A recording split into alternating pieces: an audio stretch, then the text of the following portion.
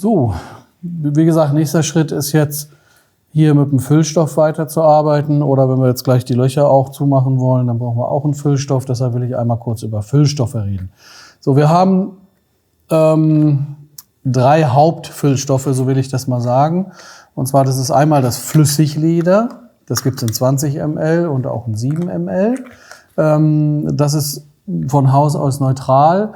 Was bedeutet, dass wenn es dann trocken ist, ist es transparent. Das hat den schönen Vorteil, dass man es einfärben kann in jeder beliebigen Farbe und diese Farbe dann auch mehr oder weniger dementsprechend wiedergegeben wird. Das ist jetzt von Haus aus schon mal schwarz. Das wäre dann die nächste Information. Das gibt es also in 46 Standardfarben und dann auch individuell in jeder Farbe. Und als Profi kann man aber hier mit neutral arbeiten. Das ist das, was ich einmal zeigen wollte.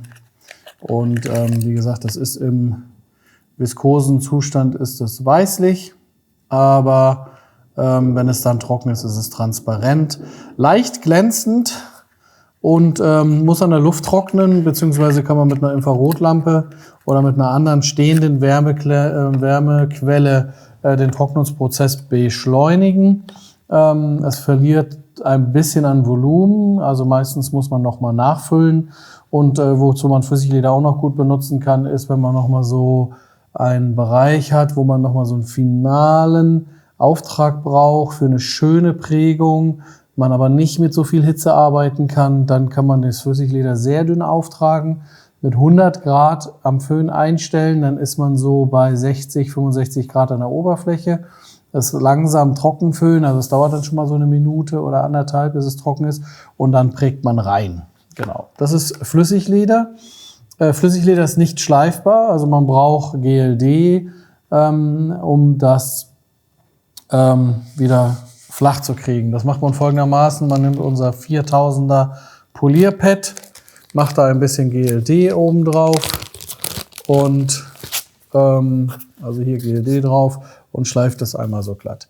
Mal gucken, ob wir das im Laufe der Schulung hier nochmal zeigen. Ansonsten beim Präsentunterricht kommt das auf jeden Fall vor, weil man die eine oder andere Reparatur halt auf Anhieb nicht gleich so klappt und dann braucht man den Reset-Button, wie ich immer so schön sage, und dann ist GLD die gute Hilfe. Genau, also das ist Flüssigleder.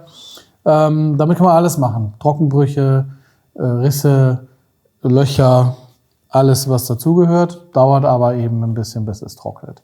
Das nächste Produkt ist Filler. Filler macht alles das Gleiche, was Flüssigleder auch macht, mit 2 entscheidenden Unterschieden. Es ist von Haus aus weiß und es trocknet auch weiß weg.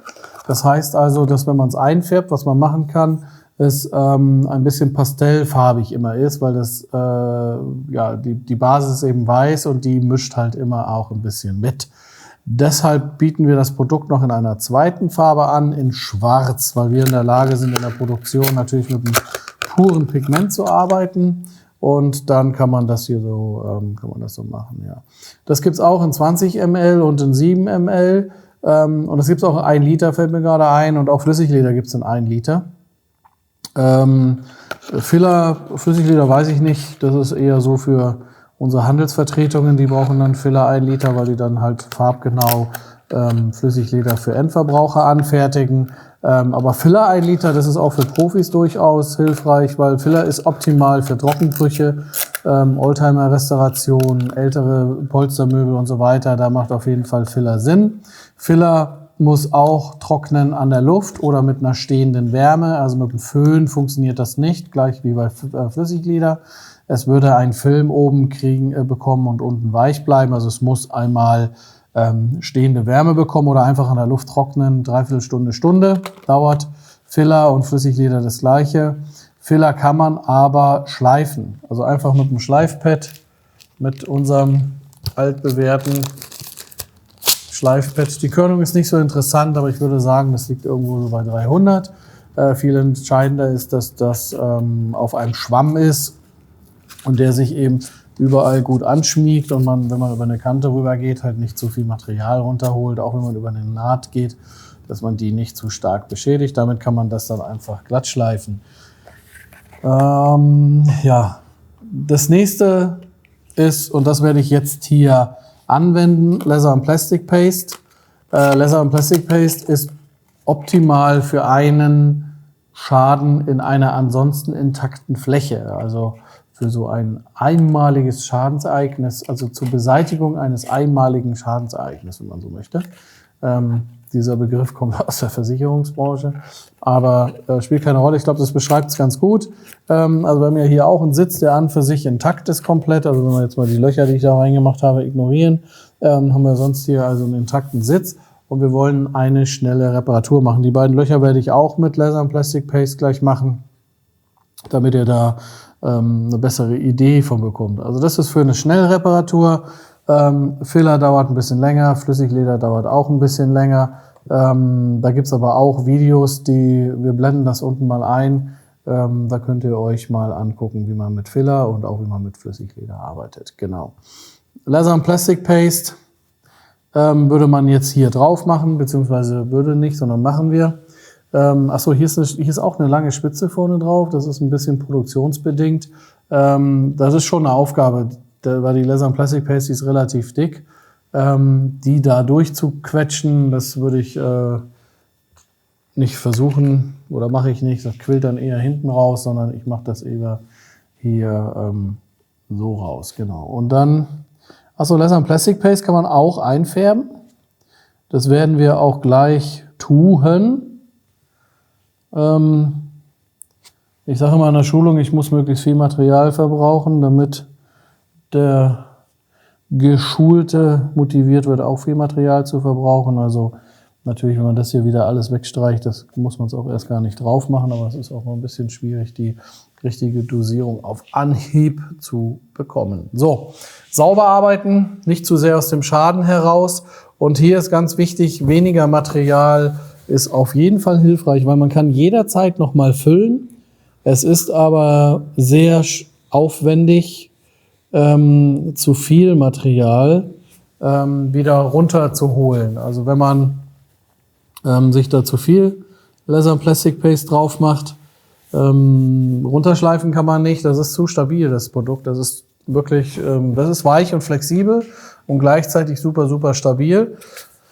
Und von daher kriegt man das nicht mal ebenso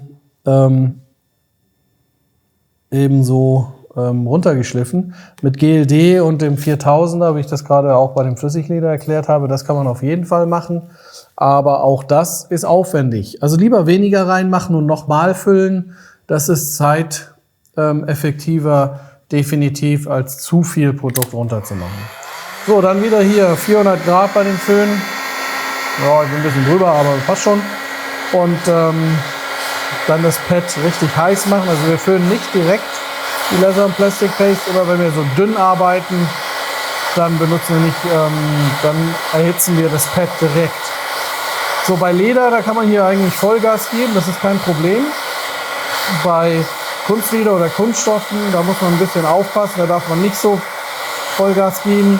Man sollte das Pad aber trotzdem einmal schön hoch erhitzen, und wenn man dann den Finger 2 Sekunden drauflegen kann auf das Pad und dann das massive Bedürfnis hat, seinen Finger runterzunehmen, dann ist es in Ordnung. Wenn man diese 2 Sekunden nicht schafft, dann ist es noch zu heiß. Ich bringe erstmal das hier zu Ende und dann zeige ich gleich nochmal, was ich meine mit meinem 2 Sekunden Finger. Wieder das gleiche wie mit dem Red Glue. 2 Sekunden wollte ich sagen, ist aber falsch. 30 Sekunden. Ich glaube, eine Anleitung steht 1 Minute. Das haben wir damals reingemacht, weil wir gesagt haben, wenn wir 1 Minute reinschreiben, dann machen die Leute eine halbe Minute. Wenn wir eine halbe Minute reinschreiben, dann machen die Anwender nur 15 Sekunden. Das kann zu wenig sein, also übertreiben wir ein bisschen. Aber so, ich sag mal, 30 Sekunden sollte man schon hier drücken, weil Leather and Plastic Paste macht jetzt erstmal eine Verbindung mit dem, also die Prägung ist ja sofort drin, das ist klar. Ne? Man drückt drauf, Prägung ist sofort drin, aber es verbindet sich eben auch mit der Prägematrize, und wenn man jetzt gleich wieder das hochheben würde, würde man den Füllstoff rausreißen, und das wollen wir natürlich auf gar keinen Fall. So. Ich habe nicht auf die Uhr geguckt, ich habe es auch nicht gezählt, weil ich gequatscht habe, aber aus dem Bauch heraus würde ich sagen, es würde passen. Da es ja ein Video ist, kann man sich ja die Timeline unten angucken und einmal überprüfen, wie lange hat denn der Lars gedrückt. Also, aber ich denke, das passt. Einmal so, dass hier wieder runternehmen. Genau. Und das sieht nicht schlecht aus, aber ist noch nicht so, wie wir es wollen und ist auch noch zu wenig Material. Deshalb werden wir hier nochmal Laser- und Plastic Paste auftragen und nochmal prägen.